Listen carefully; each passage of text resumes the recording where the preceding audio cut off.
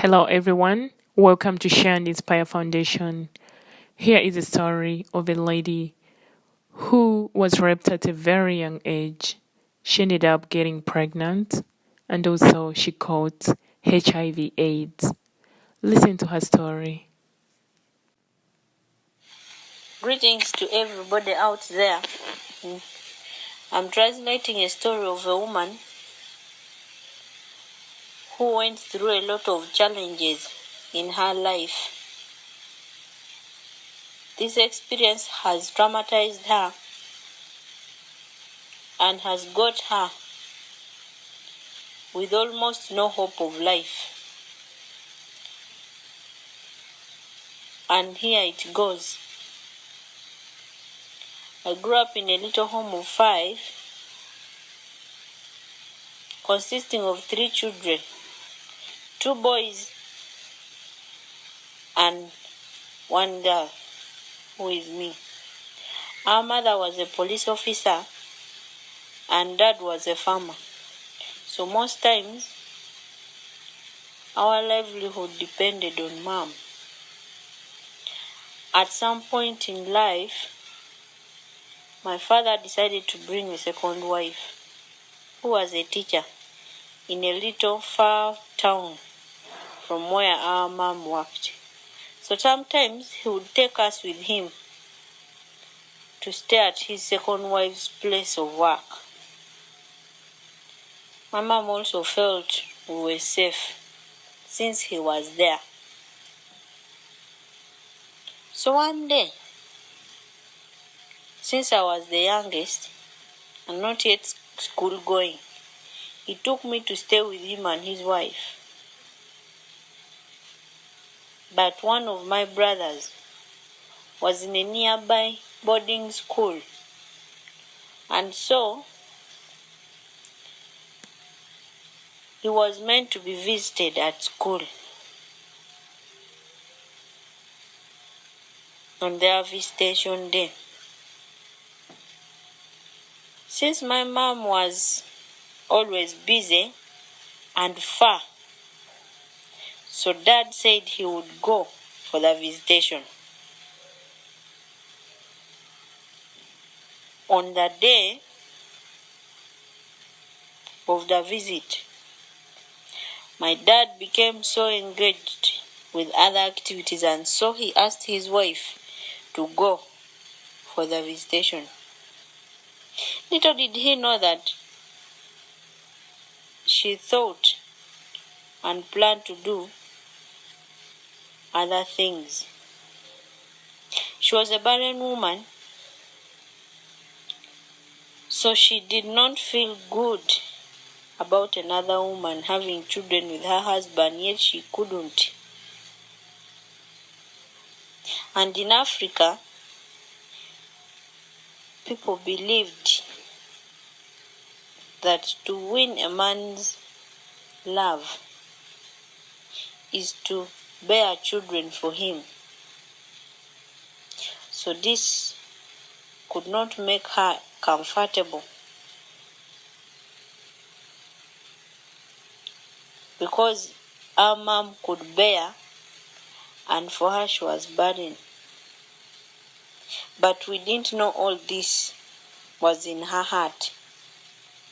So on that fateful day, she prepared some food to take to school and left some for me at home since I was a young child.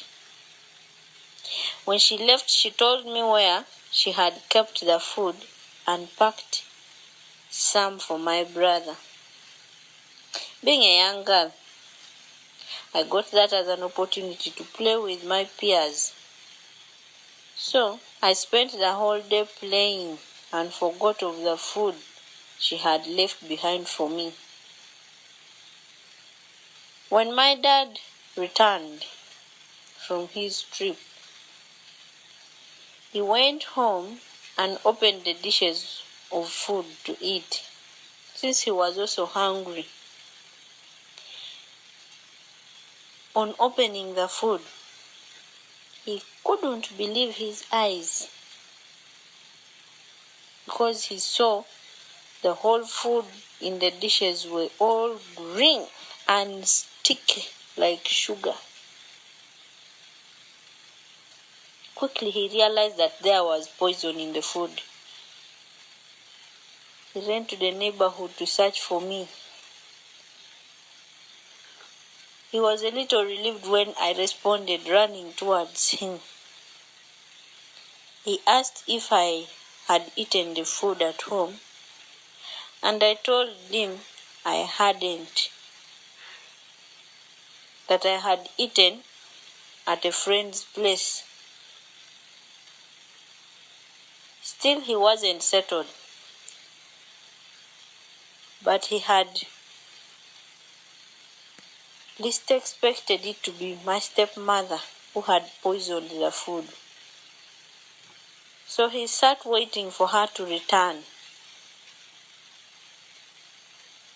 But there was no one. Thereafter,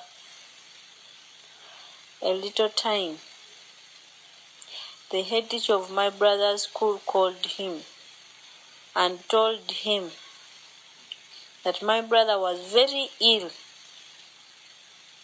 with his other two friends at school, that someone had poisoned them, and there they had taken him to a nearby hospital for some first aid and some treatment. This news was so shocking to my father, and he couldn't imagine my mom's reaction when she hears this. But then the school administration had already called her, and she was already on her way to school. Unfortunately for my brothers and two friends, they all died. That was the beginning of my mother's frustration. So she divorced my father. And from there, we cannot tell where he went up to now. But I hear that he died. She then started getting illnesses out of stress that were so strange. And that was because of the frustration she got on her brother's death. Our lives began to change gradually since she became weaker and weaker.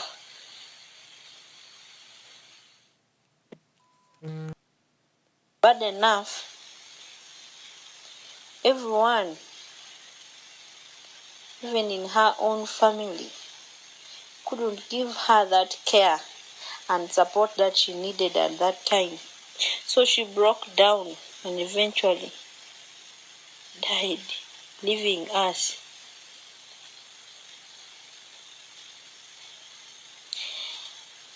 She left my brother and I at the ages of 14 and 8 respectively.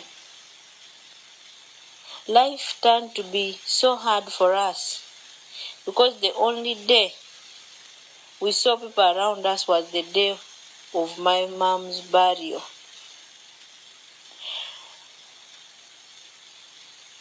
After 2 days, my maternal uncles sat down in a clan meeting and decided to chase us from the village, saying that we were not belonging there. We were actually some animals picked from somewhere that would turn out to be a problem to them after some time. So they decided to chase us from the village, saying that we shouldn't go back there. So we walked and decided to go to town where our mother lived, and also had hopes of going to one of our uncles who was a little wealthy by that time. Uncle of ours was close to our mother when she was alive, and so we had hope that he would be our only support. And since he was not even among the people who chased us when we left the village, so we walked from the village, which is about 50 to 60 kilometers away, coming towards town where our uncle lived. So we walked the whole way from morning hours up to about 8 to 9 in the night. So when we reached the town area, we went straight to our uncle's home. When we knocked at the gate, one of his sons, the eldest, came and peeped and then saw us. We told him to open the gate, but he went back and told the father that we were at the gate. On hearing this, the father came straight to the gate and told us, "You animals, what are you looking for in my home? Which misfortune are you bringing for me? Leave here very fast. I don't want to see you again." We felt so bad. My brother, since he was the eldest, tried to plead with my uncle and told him to just help us.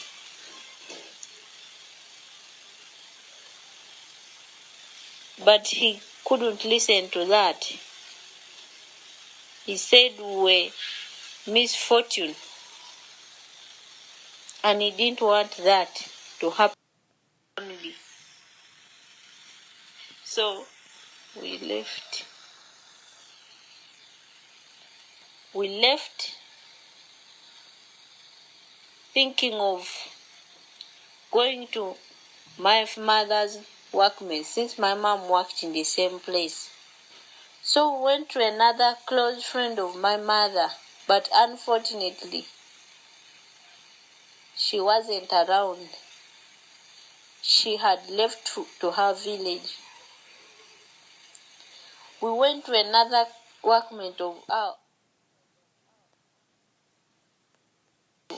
our mother. That one also chased us.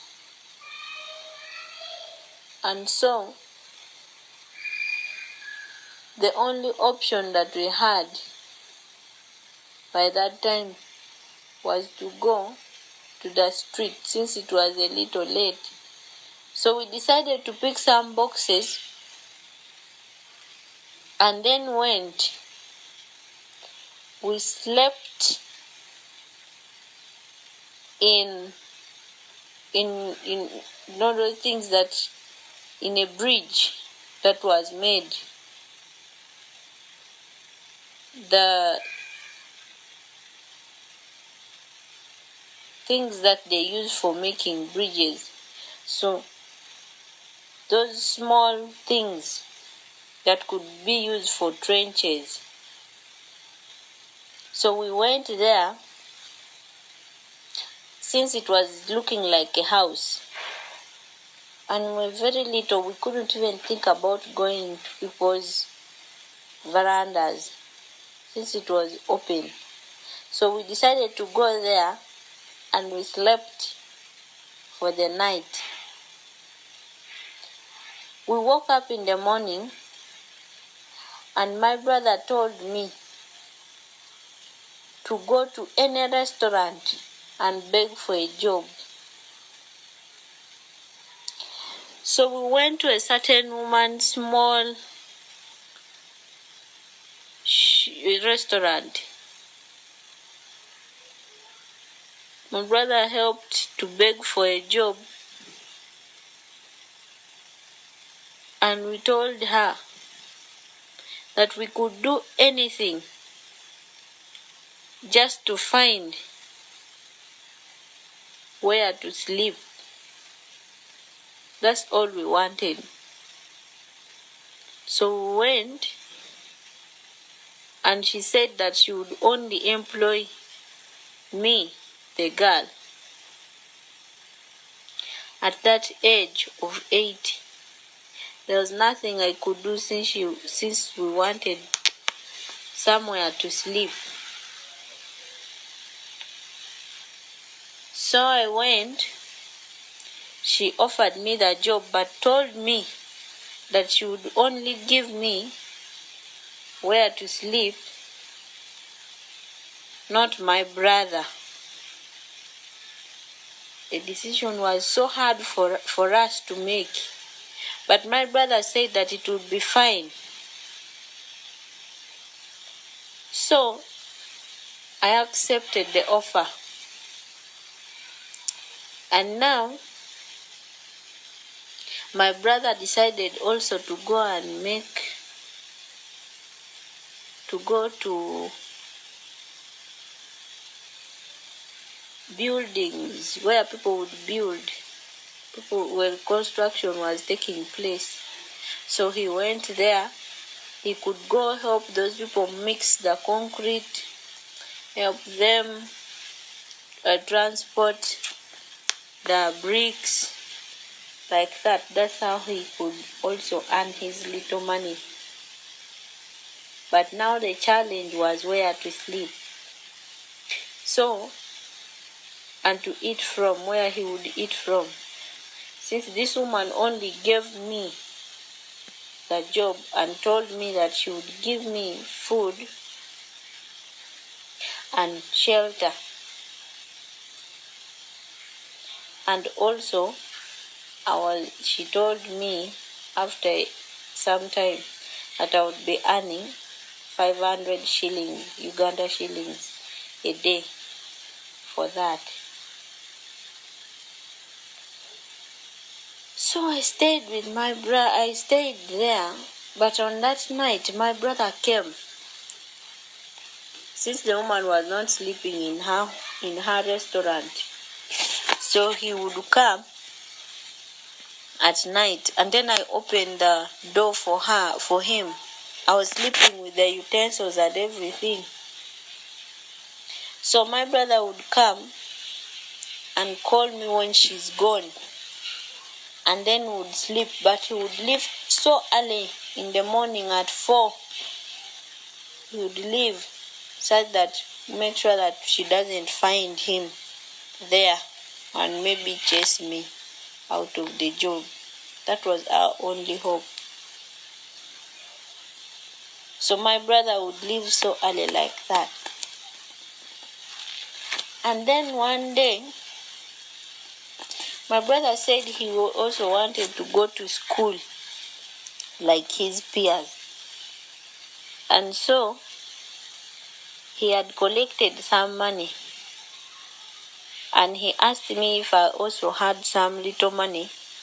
We combine and then we go and maybe register him in a school. He told me that he would study, and then later he would help me also to go to school. So I agreed. We went to a certain primary school where he registered to study from. The school enrolled him, and so he started to go to school, started to study. And I was the one now looking for money for his school fees and our welfare. But still, he would keep coming, tiptoeing to come and sleep, and always leave at 4. And during the weekends, he would also go and work to get money.